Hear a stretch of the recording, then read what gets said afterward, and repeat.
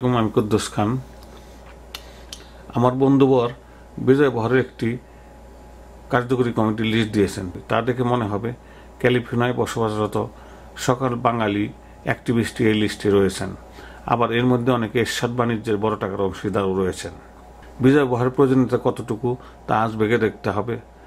আমরা বিশ্বের সবথেকে দরিদ্র ও দুর্বল ও কোরাপ দেশ বাংলাদেশের স্বাধীনতা দিবস পালন করে থাকি দুর্বল বাংলাদেশকে সকলের কাছে বড় করার জন্য। প্রিয় বন্ধুরা, এমন একটি দেশে আমরা এই দিবসটি পালন করি, সেটা বিশ্বের সেরা ধনী ও সবথেকে শক্তিশালী দেশ আমেরিকা। বিশ্বের সবথেকে ধনী ও শক্তিশালী দেশের সবথেকে শক্তিশালী ও বড় রাষ্ট্র ক্যালিফোর্নিয়া।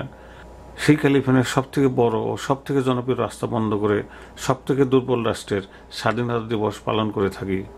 এর থেকে বড় পাওনা বাঙালিদের আর কিছু আছে বলে আমার মনে হয় না। কাজেই সেই স্বাধীনতা দিবসের প্যারেডকে সাহায্য করাই আমাদের উচিত হবে, সেটার নেতৃত্ব যেই দিক না কেন। বিজয় বহর সেই মহান প্যারেডকে ছোট করবে, জনগণকে কনফিউজ করবে। দয়া করে দেশ ও জাতির জনগণের স্বার্থে বিজয় বহর বন্ধ করুন, বাবলার প্যারেডকে সাহায্য করুন।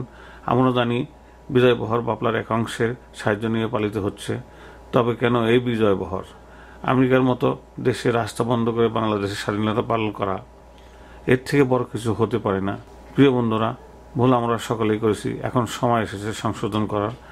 আসুন আমরা সকলে মিলে প্যারেডকে সাহায্য করি, বিজয় বহর করার পরিকল্পনা